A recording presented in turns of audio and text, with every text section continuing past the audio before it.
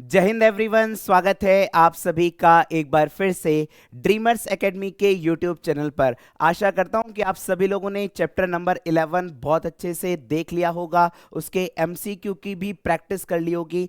अब हम बहुत जल्दी वीडियो आने वाली है आपके लिए 11, 12, 13, 14 चैप्टर आपके लिए बिल्कुल दबा के यहाँ पर आपको। अगर आप पहली बार हमारे साथ जुड़े हैं तो चैनल को सब्सक्राइब करना ना भूलें। तो कैसा है जोश मेरे बच्चों? बिल्कुल जबरदस्त होना चाहिए, शानदार होना चाहिए। स्टार्ट करते हैं एटम का चैप्टर।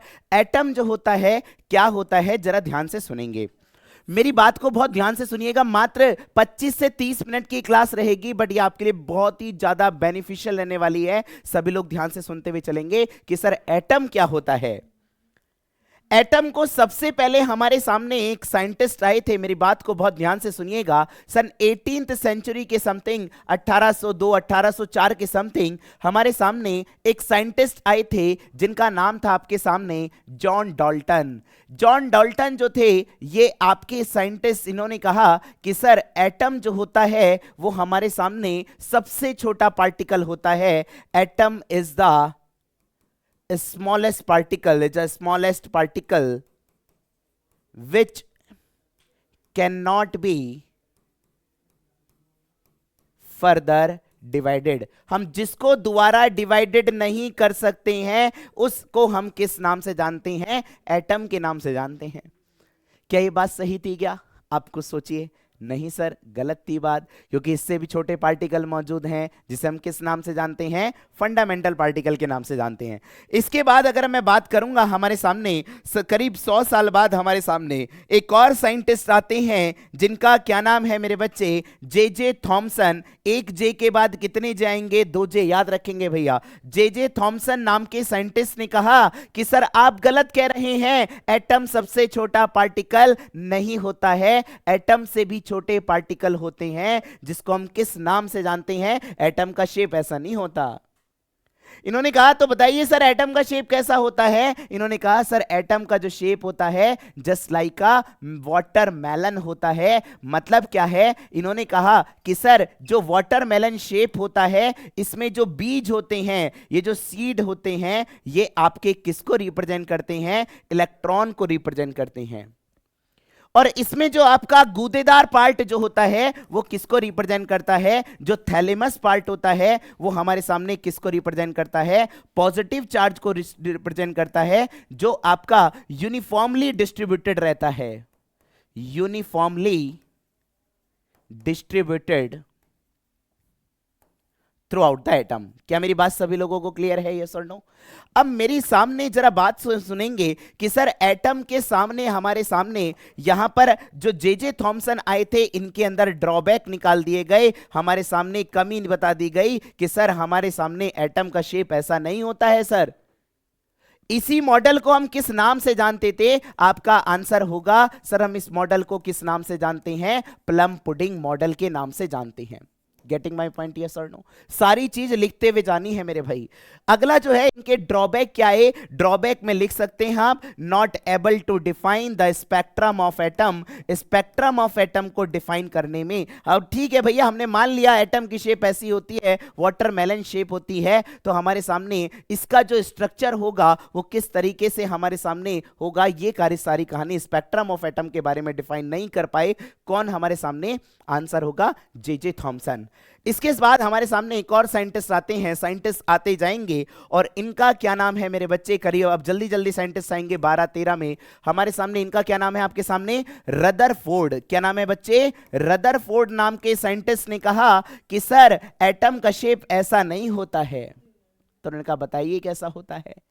उन्होंने कहा एटम का शेप जो होता है वो हमारे सामने कैसा होता है, इसके लिए इन्होंने क्या करा? अल्फा पार्टिकल स्कैटरिंग इफेक्ट डाला। Alpha particle scattering effect experiment करा।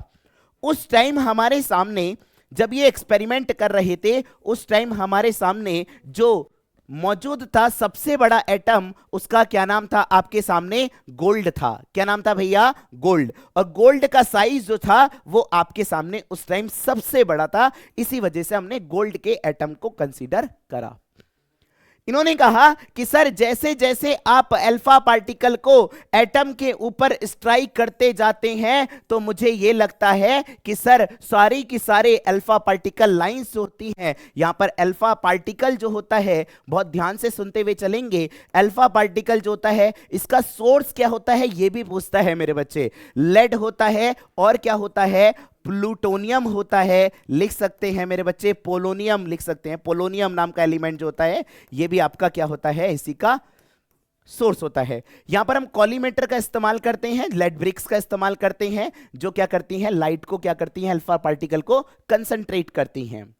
अब मैंने आपसे कहा जब मैंने सारी की सारी अल्फा पार्टिकल रे को इसके ऊपर स्ट्राइक करा तो क्या हुआ, सारी के सारे मोर देन 99% लाइन क्या कर रही थी, इसको पार करके निकल जा रही थी। इसका मतलब यह हुआ कि सर एटम जो होता है वो मेरे सामने कैसा है, एम्प्टी है सर, खाली है।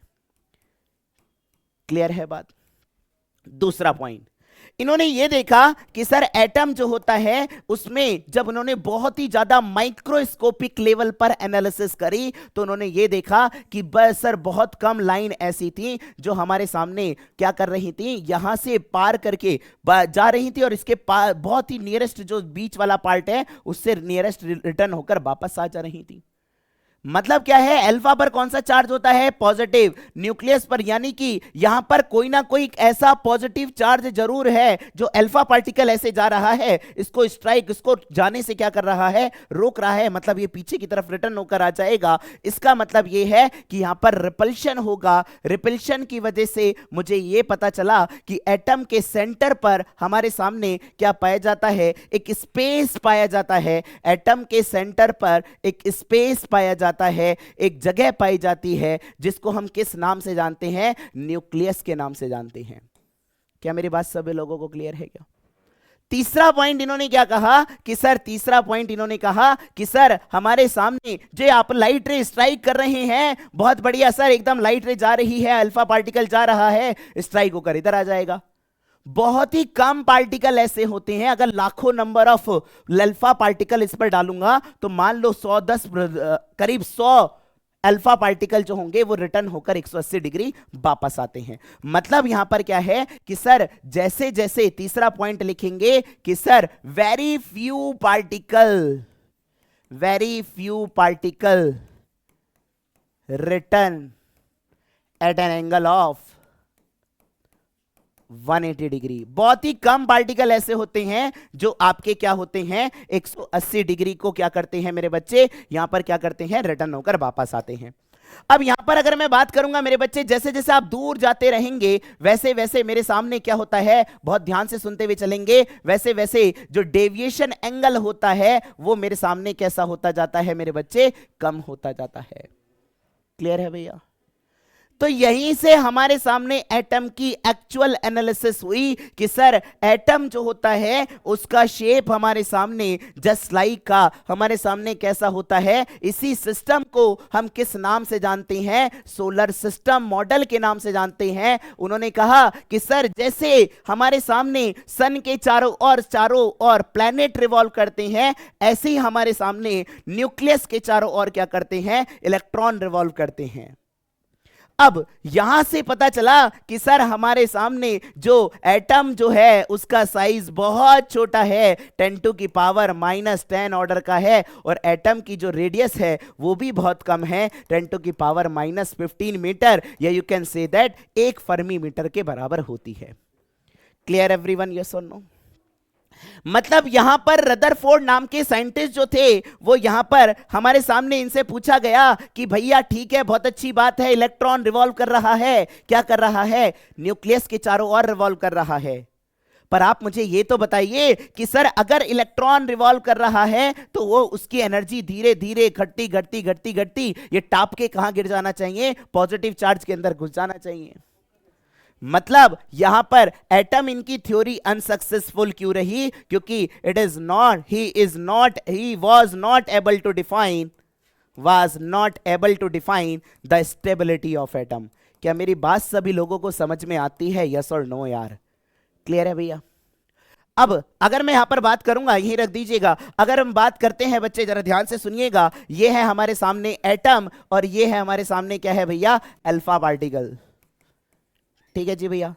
अब ये अल्फा पार्टिकल है, अल्फा पार्टिकल पर हमारे सामने कितना चार्ज होता है सर, आप बोलेंगे 2e चार्ज होता है। और एटम के सेंटर पर जो मौजूद होता है जिसको हम किस नाम से जानते हैं, आप बोलेंगे सर उसको हम किस नाम से जानते हैं, न्यूक्लियस के नाम से जानते हैं। जेड यहां पर किसी भी एक एटम को रिप्रेजेंट करता है। हाइड्रोजन एटम के लिए जेड बराबर कितना होता है मेरे बच्चे, 1 होता है। क्या मेरी बात सभी लोगों को क्लियर है, यस और नो? लिख लीजिएगा, जो भी लिख रहा हूं सारे नोट डाउन करना है मेरे बच्चे। अब होगा क्या, जैसे ही मैं अल्फा पार्टिकल को एनर्जी दूंगा, मैंने इसको कौन सी एनर्जी दी, मैंने इसको दी भैया काइनेटिक एनर्जी। काइनेटिक एनर्जी दी तो ये गया गया गया गया, इसको दिखा यहां पर पॉजिटिव चार्ज, मतलब इसकी वेलोसिटी धीरे धीरे क्या होती जाएगी, कम होती जाएगी, कम होती जाएगी, इसको लगेगा और सारी की सारी काइनेटिक एनर्जी किस में कन्वर्ट हो जाएगी, आपका आंसर होगा यहां पर जब आकर यहां पर इसकी काइनेटिक एनर्जी जब बहुत कम डिस्टेंस पर आ जाएगा, हमारे सामने क्या होगा, ये जो पॉजिटिव चार्ज होगा अल्फा पार्टिकल का, इसकी काइनेटिक एनर्जी जहां पर आकर 0 हो जाएगी, उस टाइम की जो डिस्टेंस होती है उसी को हम किस नाम से जानते हैं, डिस्टेंस ऑफ क्लोजेस्ट अप्रोच के नाम से जानते हैं। क्लियर एवरीवन, यस और नो भैया? अच्छा, अब मैंने आपसे क्या कहा भैया, जरा ध्यान से सुनिएगा, जो मेरे सामने डिस्टेंस ऑफ क्लोजेस्ट अप्रोच जो निकल कर आई है उसे हम किस तरीके से कैलकुलेट करेंगे।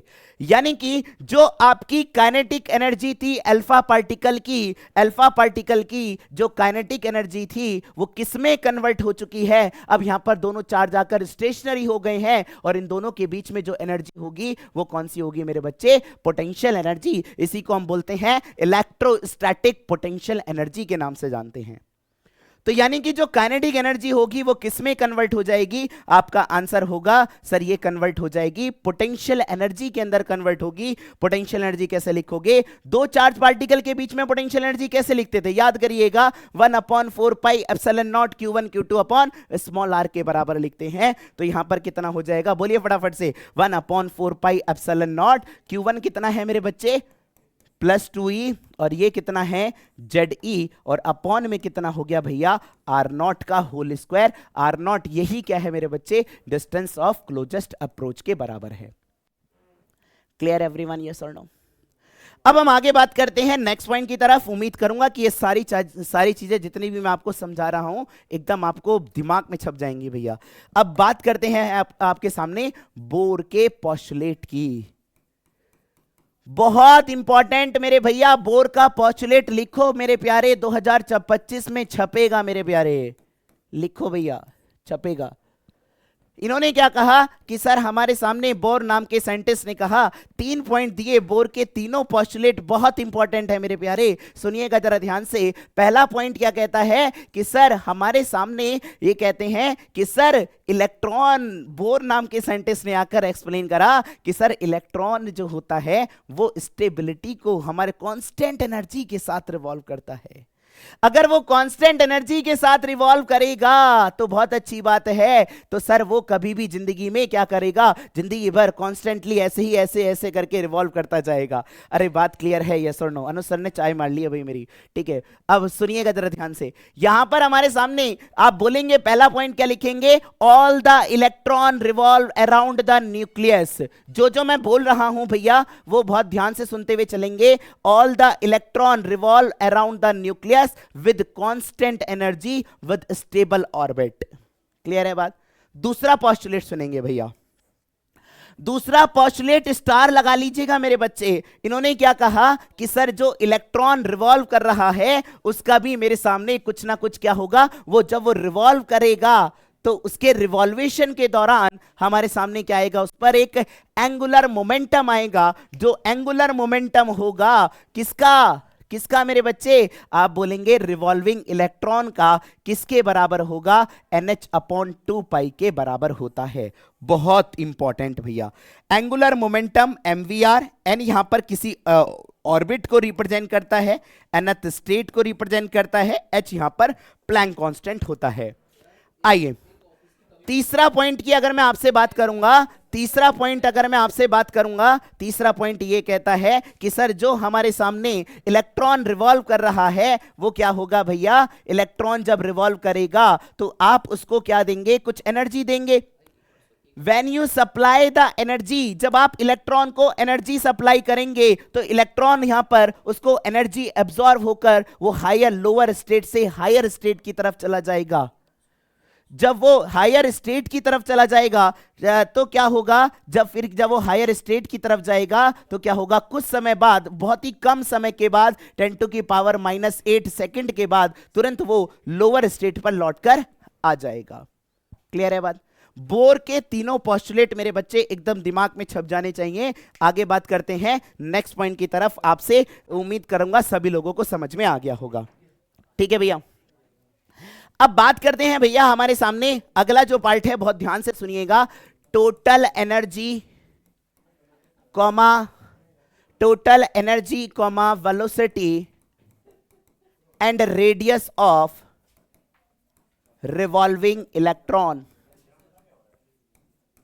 चलिए भैया, इन्होंने कहा कि सर जो हमारे सामने टोटल एनर्जी होगी उसे हम किस तरीके से निकालेंगे। बहुत इंपॉर्टेंट है कि सर जो हमारे सामने ये न्यूक्लियस है, न्यूक्लियस के चारों ओर इलेक्ट्रॉन रिवॉल्व कर रहा है, सर्कुलर ऑर्बिट में रिवॉल्व करेगा। सर्कुलर ऑर्बिट में रिवॉल्व करेगा तो इस पर कौन सा फोर्स लगेगा, मुंह से बोलिएगा फटाफट से, कौन सा फोर्स लगेगा, सेंट्रिपिटल फोर्स। जो सेंट्रिपिटल फोर्स लगेगा वही हमारे सामने किसके बराबर होगा, कूलम्बिक फोर्स के। जब मैं इसका क्या करूंगा, किसी एक इंस्टेंट पर इसका फोटो क्लिक करूंगा तो क्या होगा, इस पर जो हमारे सामने ये दोनों चार्ज है, न्यूक्लियस और इलेक्ट्रॉन, किसी एक टाइम ऑफ इंस्टेंट पर दोनों चार्ज कैसे आ जाएंगे, स्टेशनरी कंडीशन पर आ जाएंगे।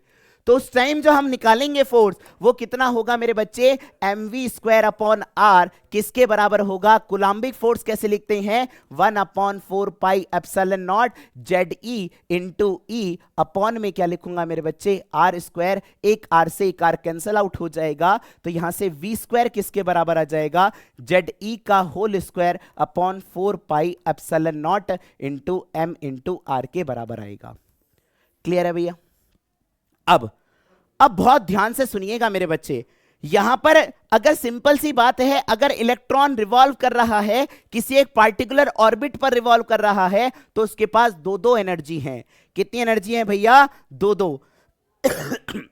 जो एनर्जी है, तो एक तो उसकी काइनेटिक एनर्जी है और एक कौन सी एनर्जी है, पोटेंशियल एनर्जी। तो टोटल एनर्जी में कैसे लिखूंगा मेरे बच्चे, काइनेटिक एनर्जी होती है 12mv²। दो चार्ज के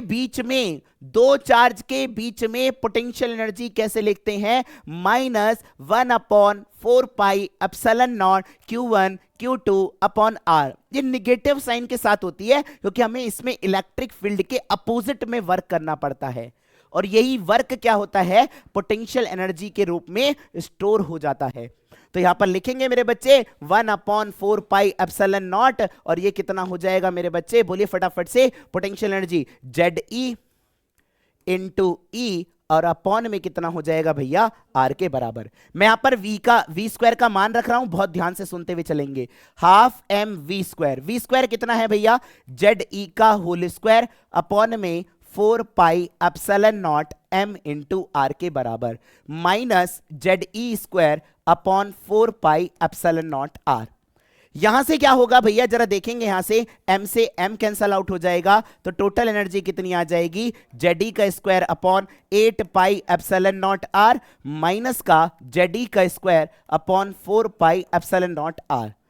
जब आप यहां से कैलकुलेट करेंगे तो आप देख सकते हैं जो टोटल एनर्जी निकल कर आएगी, टोटल एनर्जी जो निकल कर आएगी वो माइनस के ZE² अपॉन 8πε0 R के बराबर आएगी।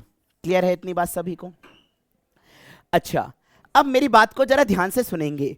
टोटल एनर्जी निगेटिव आने का मतलब क्या हुआ, टोटल एनर्जी निगेटिव आने का मतलब यह हुआ कि सर एक पॉइंट तो ये लिखिएगा कि total energy of the revolving satellite या रिवॉल्विंग इलेक्ट्रॉन मस्ट बी कैसी होती है, नेगेटिव होती है। दूसरा पॉइंट यहां पर नेगेटिव आने का मतलब यह हुआ कि जो इलेक्ट्रॉन होता है वो न्यूक्लियस से क्या होता है, बाउंडेड होता है। बोलो बात क्लियर, यस और नो? क्लियर है भैया? चलिए, और यहां पर आप देख भी सकते हैं जो आपके सामने काइनेटिक एनर्जी आई है वो 2 times of the potential energy के बराबर आई है। यह भी आपका सीबीएसई बोर्ड में प्रूफ करने को पूछा गया था। ठीक है जी भैया।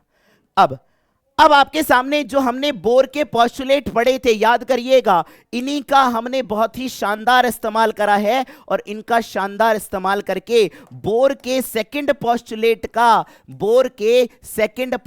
का बहुत ही शानदार यूज करा गया। और इसकी सहायता से मुझे पता चला कि सर अगर इलेक्ट्रॉन क्या कर रहा है, रिवॉल्व कर रहा है, तो कौन सी उसकी रेडियस क्या होगी, nth ऑर्बिट में उसकी रेडियस क्या होगी, nth ऑर्बिट में उसकी एनर्जी क्या होगी, nth ऑर्बिट में उसकी वेलोसिटी क्या होगी।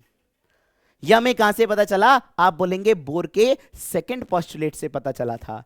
बोर के सेकंड पोस्टुलेट का बहुत ही शानदार इस्तेमाल करा गया, और यहां पर हमारे सामने जो रिजल्ट दिया गया रेडियस इन nth ऑर्बिट। बहुत ध्यान से लिखिएगा मेरे बच्चे, क्योंकि इस पर न्यूमेरिकल आने की पूरी संभावना है। Radius of the nth orbit जो होती है वो मेरे बच्चे 0.53 इतने n² इतने एंगस्ट्रॉन्ग के बराबर होती है। बहुत ध्यान से छापिएगा मेरे बच्चे, रेडियस इन nth ऑर्बिट। n यहां पर किसी भी nth ऑर्बिट को रिप्रेजेंट करता है। अगर उसने बोला पहली ऑर्बिट में रिवॉल्व कर रहा है तो n बराबर 1 रख दीजिएगा, दूसरी ऑर्बिट में रिवॉल्व कर रहा है n बराबर 2 रख दीजिएगा। z यहां पर एटम को रिप्रेजेंट करता है, हाइड्रोजन एटम के लिए 1 हो जाएगा। अगला अगर मैं आपसे बात करूंगा सर कितनी वेलोसिटी से रिवॉल्व कर रहा है, ये भी तो बताइए सर। तो वेलोसिटी इन nth ऑर्बिट कैसे लिखते हैं? 2.18 या 2.2 भी याद कर सकते हैं, 10⁶ z/n इतने मीटर पर सेकंड के बराबर होगी। ये आपको वेलोसिटी बिल्कुल अच्छे से याद करनी है। क्लियर है भैया? अगर मैं आपसे बात करूंगा nth ऑर्बिट के अंदर कितनी एनर्जी होगी, तो हम उसको भी कैलकुलेट कर सकते हैं। एनर्जी इन nth ऑर्बिट कैसे निकालेंगे? हमारे सामने बोलिएगा फटाफट से, -13.6 z² इतने इलेक्ट्रॉन वोल्ट के रूप में छापेंगे। क्लियर है मेरी बात? बहुत इंपॉर्टेंट फॉर्मूले मेरे बच्चे, जो रेडियस इन nth ऑर्बिट, वेलोसिटी इन nth ऑर्बिट और एनर्जी इन nth ऑर्बिट जो होगी वो आप कुछ इस तरीके से कैलकुलेट करेंगे। क्लियर है बात? अब मेरी बात को जरा ध्यान से सुनेंगे। यहां पर जो एनर्जी निकल कर आई है, मान लेते हैं मैंने आपसे कहा कि सर हमारे सामने इसको बोलते हैं ग्राउंड स्टेट। ठीक है जी भैया, ये हो जाएगी फर्स्ट स्टेट, ये हो जाएगी सेकंड स्टेट, ये हो जाएगी थर्ड स्टेट। क्लियर है भैया? मैंने कहा कि सर हमारे सामने कोई इलेक्ट्रॉन जो है ग्राउंड स्टेट से पहली स्टेट पे जाता है। इसी को हम फर्स्ट एक्साइटेशन स्टेट के नाम से जानते हैं। क्लियर है बच्चे? तो पहली ग्राउंड स्टेट में कितनी एनर्जी होगी? आप बोलेंगे सर -13.6 इलेक्ट्रॉन वोल्ट होगी। सर दूसरे स्टेट में हमारे सामने पहली वाली जो दूसरा वाला जो होगा इसमें कितनी एनर्जी निकल कर आएगी? इसको 4 से डिवाइड मार देंगे तो कितना आएगा? 1.51 इलेक्ट्रॉन वोल्ट। ऐसी 3 रखेंगे तो तीसरे वाले में निकल कर आएगी, ये कितनी आती है मेरे बच्चे? 0.34 इलेक्ट्रॉन वोल्ट के समथिंग आती है। क्लियर है बात इतनी? इसी को बोला जाता है मेरे बच्चे एक्साइटिंग पोटेंशियल। एक्साइटिंग पोटेंशियल क्या होता है? एक्साइटिंग पोटेंशियल का मतलब यह है कि सर V बराबर होता है W/Q। Q का मतलब इलेक्ट्रॉन। कितनी एनर्जी दिया आपने इसको एनर्जी कितनी दी? यहां पर बहुत ध्यान से सुनिएगा मेरे बच्चे, बहुत इंपॉर्टेंट पॉइंट है भैया। यहां पर ये जो एनर्जी होती है इसी को हम बोलते हैं आयनाइजेशन एनर्जी। आयनाइजेशन एनर्जी का मतलब क्या है? आयनाइज का मतलब ध्यान से सुनिएगा कि सर किसी भी रिवॉल्विंग इलेक्ट्रॉन से हमें बाहर से निकालने के लिए कितनी एनर्जी की आवश्यकता होती है, उसी को हम क्या बोलते हैं? आयनाइजेशन एनर्जी के नाम से जानते हैं।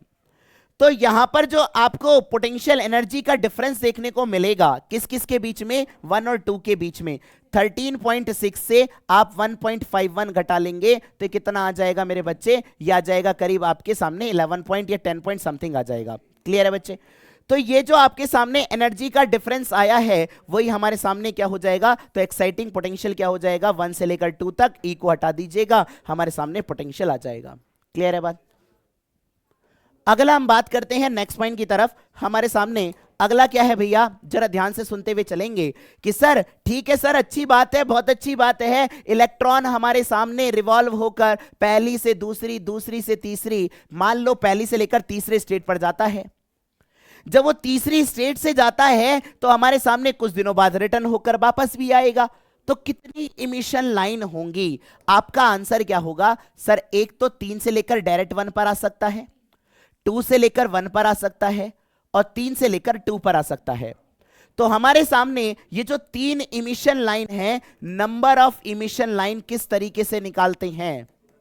जरा ध्यान से सुनिएगा भैया, ध्यान से सुनिएगा बच्चे। हमारे सामने number of emission line n into n minus 1 upon 2 से निकालते हैं।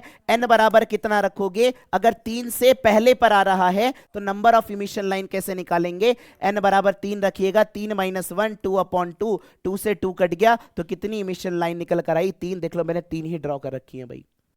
क्लियर है बात सभी को? अब बहुत ध्यान से सुनिएगा सर, यहां पर हमारे सामने गेम अभी खत्म नहीं हुआ है मेरे बच्चे।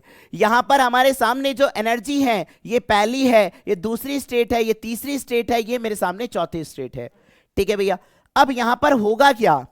जब पहली लाइन के करस्पॉन्डिंग जो हमारे सामने निकल कर आती हैं, उन्हीं को हम बोलते हैं लाइमन सीरीज के नाम से जानते हैं। क्लियर है?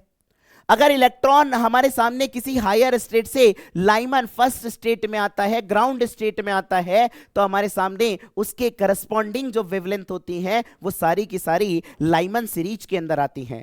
बोलो बात क्लियर, यस और नो? अब मेरी बात को जरा ध्यान से सुनिएगा, मात्र 5 मिनट के अंदर ओवर करने वाला हूं। जरा ध्यान से सुनिएगा कि सर हमारे सामने जो लाइमन सीरीज होंगी, अगर दूसरे पर आएगा तो क्या होगा सर? दूसरे पर अगर आता है तो उसके करस्पॉन्डिंग जो वेवलेंथ होती हैं उसे हम बामर सीरीज के नाम से जानते हैं। अगर तीसरे पर आएगा तो क्या होगा सर? तीसरे पर आएगा तो मेरे बच्चे इसको हम बोलते हैं पाश्चन सीरीज के नाम से जानते हैं।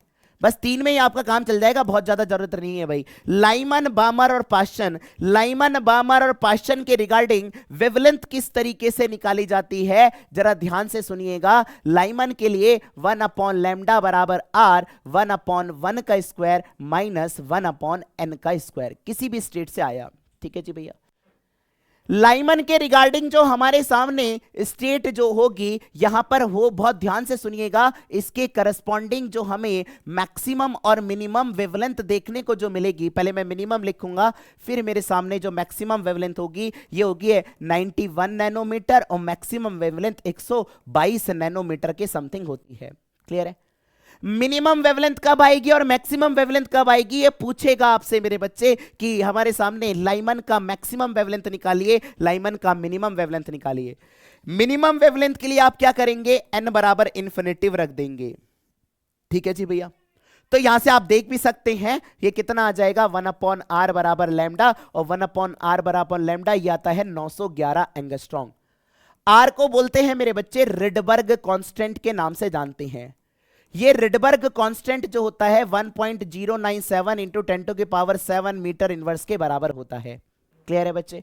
911 एंगस्ट्रॉम या 991.1 नैनोमीटर लिख सकता हूं इसको मैं। ठीक है भैया। मैक्सिमम वेवलेंथ के लिए जस्ट पास वाला, 1 से पास वाला क्या होता है? 2, n बराबर 2 रखेंगे।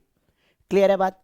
ऐसे ही मैं क्या करूंगा, इसके करस्पॉन्डिंग वेवलेंथ कम है तो एनर्जी क्या होगी मेरे बच्चे? इसकी ज्यादा। तो लाइमन की सीरीज किसके रिगार्डिंग आती है? आप बोलेंगे सर यूवी रेस के रिगार्डिंग आती है। बात क्लियर है, यस और नो?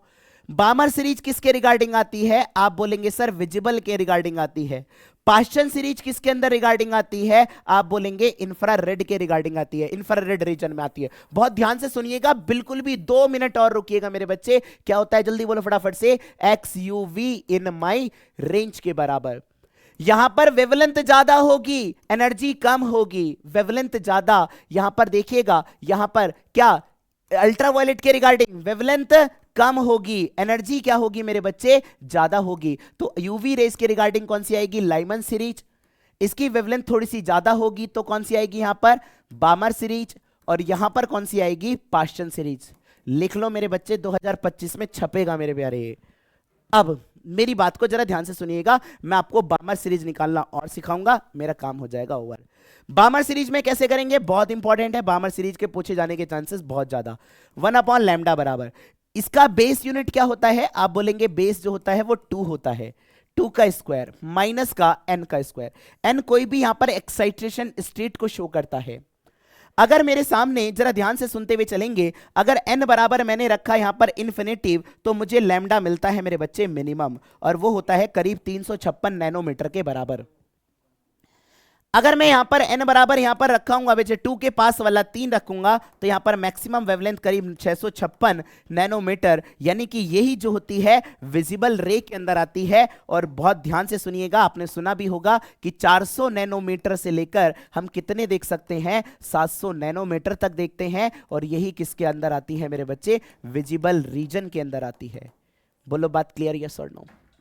ठीक है बच्चे, तो यानी कि जब मैं इनका एटॉमिक स्पेक्ट्रम बनाता हूं, इमिशन स्पेक्ट्रम बनाता हूं, तो जब मैं एक डार्क बैकग्राउंड पर इसका इमिशन स्पेक्ट्रम बनाऊंगा, है ना, तो इसके करस्पॉन्डिंग मुझे यहां पर एक रंगीन कलर की लाइंस दिखाई देखने को मिलेंगी, जो आपकी अलग अलग वेवलेंथ की होंगी। यहां पर किससे रिगार्डिंग होगी भैया? लाइमन से लेकर पाश्चन, फिर ब्रैकेट फोन, लाइमन, बामर, पाश्चन। बामर के रिगार्डिंग हमारे सामने 3 तरीके की वेवलेंथ देखने को मिलेंगी। एक होती है एच अल्फा, एक एच बीटा, और एक कौन सी होती है? H gamma. बहुत ज्यादा आपको नीड नहीं है, बट आपका इतने में काम चल जाएगा मेरे बच्चे। उम्मीद करूंगा कि आप सभी लोगों को ये चैप्टर बहुत अच्छे से समझ में आ गया होगा। मात्र 25 से 30 मिनट की उम्मीद से करूंगा कि 25 से 30 मिनट की क्लास रही होगी, बट इसमें आपका बिल्कुल काम हो जाएगा, तो उम्मीद बिल्कुल भी ना छोड़ें। अब जब तक लास्ट तक अपने आप को बिल्कुल मजबूत ना कर लें, तब तक अपने आप को छोड़ना नहीं है मेरे भाई। क्लियर है भैया? चलिए फिर मिलते हैं आप लोगों से एक और नेक्स्ट वीडियो के अंदर। नेक्स्ट वीडियो जो रहेगी वो हम इसके एमसीक्यू लेकर आएंगे, तो ऐसे मिलते हैं फिर नेक्स्ट वीडियो के अंदर। जय हिंद एवरीवन।